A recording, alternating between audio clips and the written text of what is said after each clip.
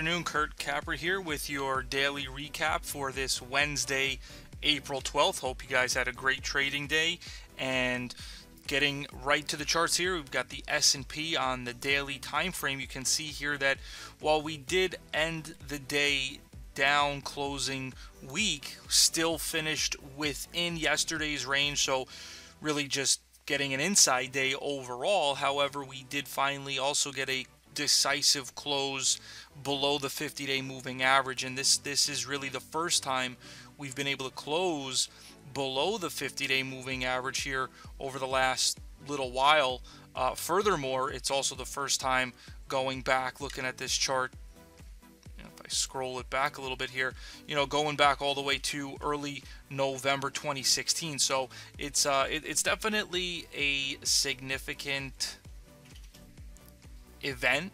We'll see if it has any additional follow through. I tend to think it will, though, and I'll go into why that is here in just a moment. But looking at the chart here again, closing week, inside day, if we break to today's low tomorrow, should generate additional momentum, sending us down towards this 232 level prior low, and then even possibly not necessarily all tomorrow, but eventually back down to the 230 level, testing this 100 day. So keep an eye out for that.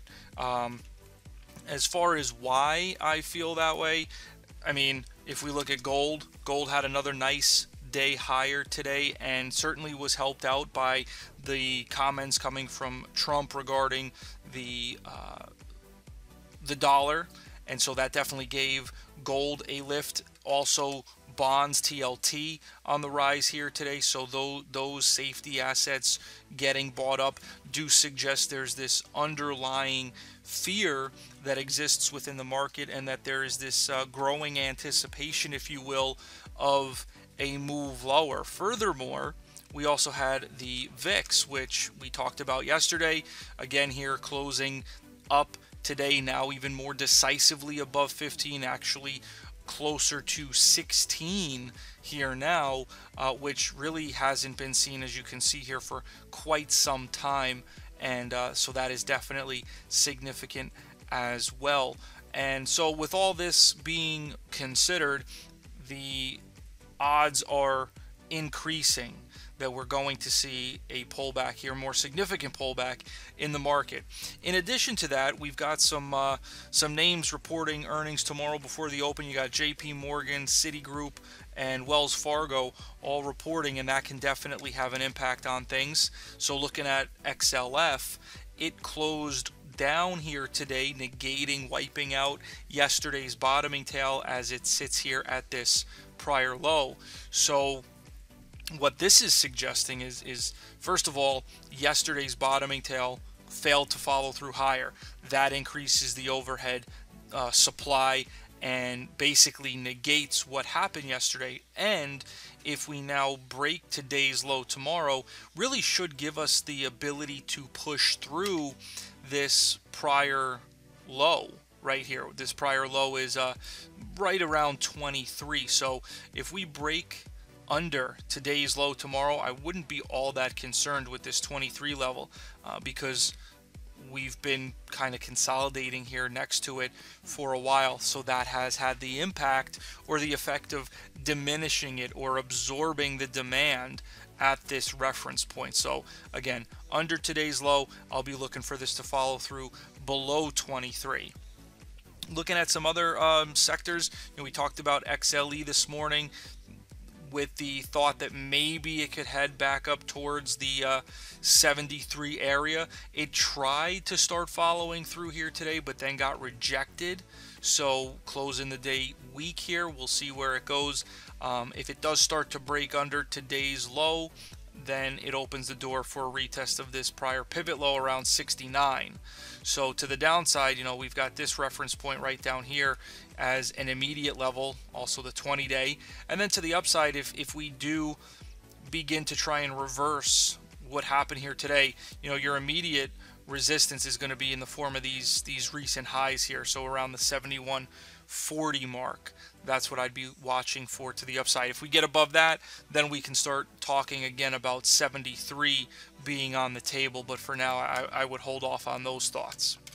IBB, another one here, really just dealing with an inside day, but you can see it's trying to hold these two support levels. The first one being this uptrend line, the second one being just this horizontal support level that have converged within this same area. So still trying to hold that, but overall, indicating some weakness here, the inability to follow through higher as the 20 MA continues to slope down here, catching up to price. We'll see if that doesn't act as a bit of a catalyst for movement lower.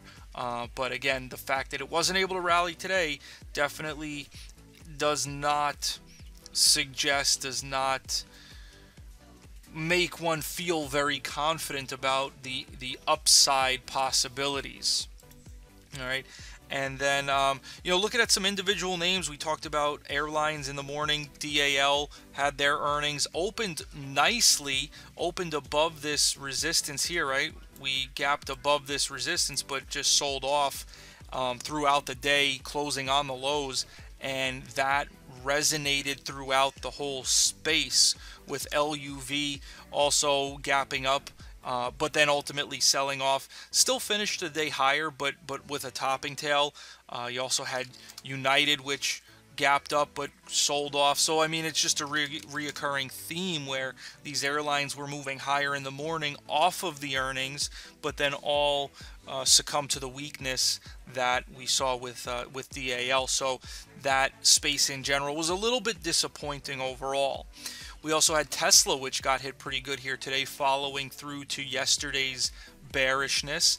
And now that it's into this support, the question is, will it hold, or will it, based on the very bearish close down near the lows, continue to follow through tomorrow? So definitely going to keep an eye on Tesla tomorrow, see where it's opening. If we get a big gap down, maybe it offers an opportunity to look at buying it, whereas if it just opens neutral, maybe it sells off a bit more here. So like I said, it'll be one that remains on the radar. So overall, again, a bit of a quiet day as far as the market goes, but definitely some interesting developments under the surface. And again, commentary from President Trump with regard to the dollar getting too strong had an impact on gold, had an impact on the dollar. Obviously, here's the dollar index, UUP. You can see here's the move lower, and specifically, this is when the comments hit there at the end of the day. Up until that, pretty quiet, but then the comments came out, and boom, there you go. So we'll see how that plays out. But that's what he was saying, is that the dollar is getting a little too strong, and as a result, weakened. So we'll see how things play out tomorrow. But until then, have a great afternoon, and we'll talk to you in the morning.